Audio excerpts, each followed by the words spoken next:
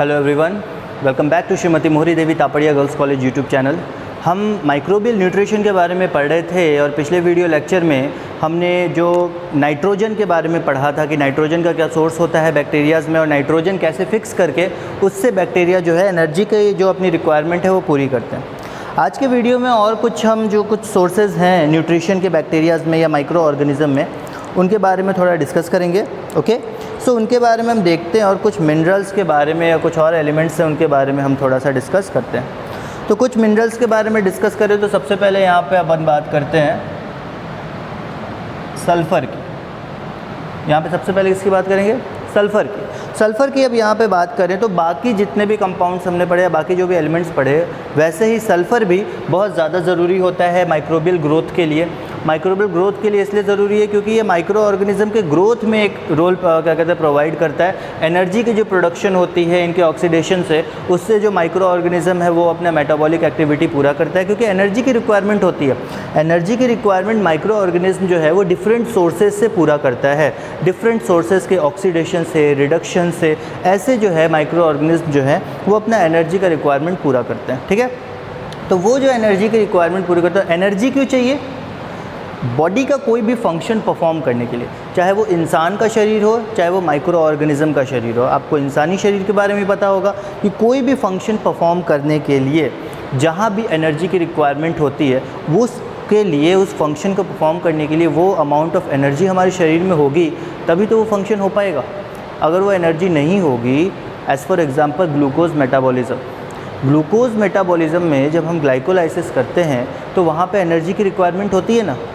कोई एनर्जी आपको प्राप्त होने से पहले वहाँ पे 2 ATP एनर्जी लगती है पहले। तो जब वहाँ पे ATP लग रही है, पहले से आपको एनर्जी वहाँ पे आप दे रहे हो, तो उस एनर्जी को देने के लिए आपके पास ATP ऑलरेडी आपके शरीर में होना चाहिए। वैसे ही माइक्रो ऑर्गेनिज़म है कि कोई मेटाबॉलिक एक्टिविटी पूरी होने के लिए पहले से इनके पास भी तो कुछ एनर्जी का सोर्सेज होने चाहिए ताकि वो माइक्रोबियल जो भी एक्टिविटीज़ है, मेटाबॉलिक एक्टिविटीज़, वो कंप्लीट हो सके अच्छे से। तो उस कारण से इनको भी एनर्जी की रिक्वायरमेंट होती है। तो सबसे पहले इसमें हम सल्फ़र के बारे में अगर अपन पढ़ें, सल्फ़र के बारे में, सल्फ़र जो है ये भी रिक्वायरमेंट इसकी बहुत ज़्यादा होती है और बहुत most important, sorry for that, यहाँ पे सल्फ़र की रिक्वायरमेंट होती है। अब सल्फ़र की जो रिक्वायरमेंट होती है ये रिड्यूस्ड फॉर्म में यहाँ पे मिलता है, used in reduced form. Sulphur is used in reduced form in micro organism, okay, for many metabolic reactions. उसके बाद अपन देखते हैं कि रिड्यूस सल्फ़र कंपाउंड जो है वो कौन कौन से है यहाँ पे। जैसे कि आपका हो गया hydrogen sulphide,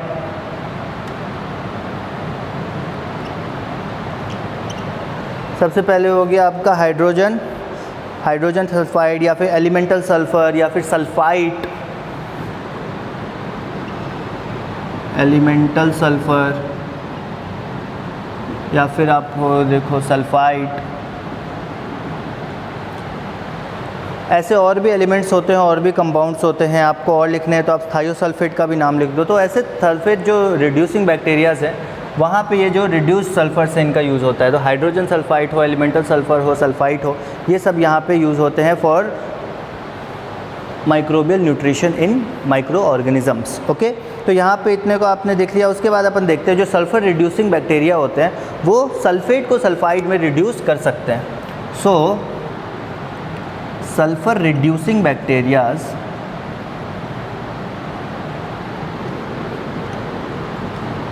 reduce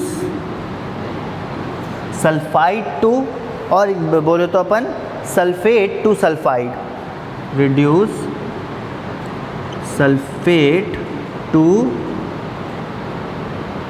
sulphide, sulphate को सल्फाइड में ये रिड्यूस करते हैं।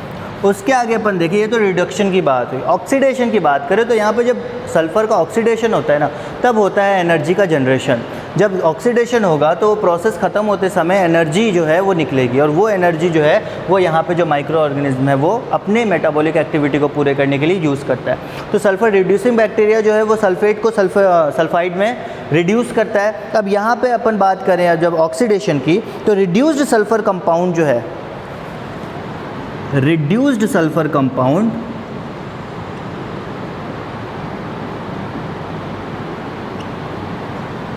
Reduce sulphur compound further oxidise होता है एनारोबिक कंडीशन में। रिड्यूस सल्फर कंपाउंड जो है फर्दर ऑक्सीडाइज होता है, oxidised under anaerobic condition.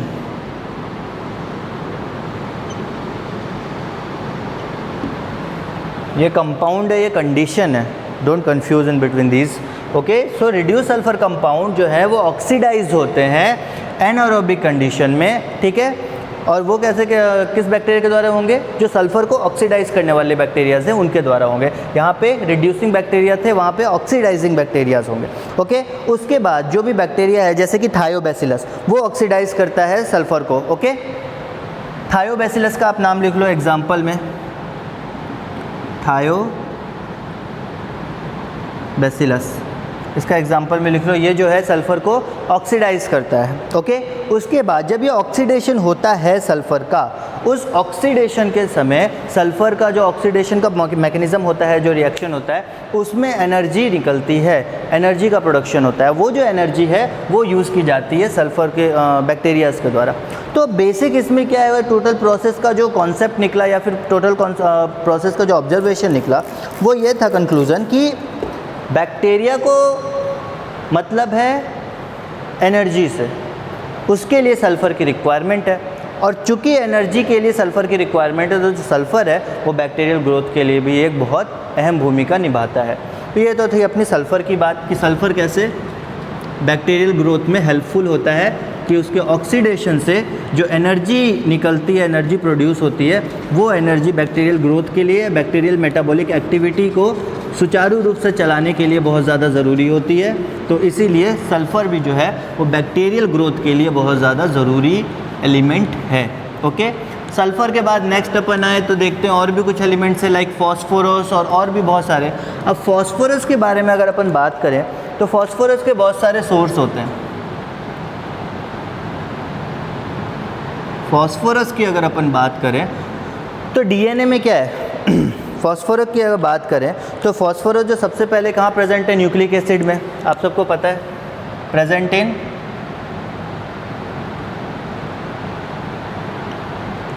Nucleic acid. Phosphorus जो है वो न्यूक्लिक एसिड में प्रेजेंट है, न्यूक्लियोटाइड्स में प्रेजेंट्स है, कोएंजाइम में प्रेजेंट है, फॉस्फोलिपिड में प्रेजेंट है। इतनी जगहों पे सल्फ़र जो है प्रेजेंट है। जहाँ भी फॉस्फो ये लगा हुआ है, अब न्यूक्लिक एसिड का तो आपको पता ही है कि फॉस्फेट ग्रुप होता है एडेड। क्यों? क्योंकि न्यूक्लिक एसिड जो न्यूक्लियोटाइड से मिलकर बने होते हैं, न्यूक्लियोटाइड्स में फॉस्फोरस का रहता है एलिमेंट्स, या फॉस्फोर कुछ भाग में मौजूद रहता है, तो इसीलिए जो न्यूक्लिक एसिड है उसमें प्रेजेंस रहती है फॉस्फोरस की। फॉस्फोलिपिड्स हैं, उसमें प्रेजेंस होती है, फॉस्फोरस एंड लिपिड्स दोनों मिलकर फॉस्फोलिपिड्स बनते हैं, तो वहाँ भी सल्फ़र की प्रेजेंस रहती है।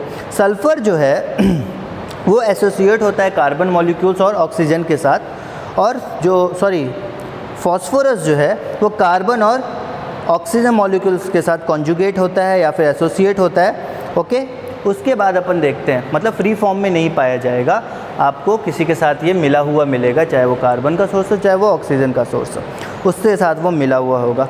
ये जो है पूरे बैक्टीरिया का टोटल वेट का 5% होता है, मतलब ड्राई वेट का 5% होता है। 5% of total bacterial dry weight, total bacteria का जो ड्राई वेट होगा उसका 5% होगा फॉस्फोरस।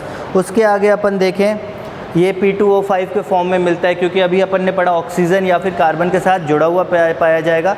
यहाँ पे आप देखो कि ये किसके फॉर्म में मिलता है? P2O5, इसके फॉर्म में ये पाया जाता है। उसके बाद अपन देखते हैं कि अब फॉस्फोरस तो चलो ठीक है, ये भी एक कंपाउंड है, उसके अलावा बहुत सारे और भी कंपाउंड्स हैं जो कि इक्वली ज़रूरी होते हैं माइक्रोबियल ग्रोथ के लिए। फॉस्फोरस के बारे में पता चला कहाँ पे मिलता है? किस फॉर्म में मिलता है, और टोटल वेट जो होगा ड्राई वेट बैक्टीरिया का या माइक्रो ऑर्गेनिज्म का उसका 5% होगा फॉस्फोरस।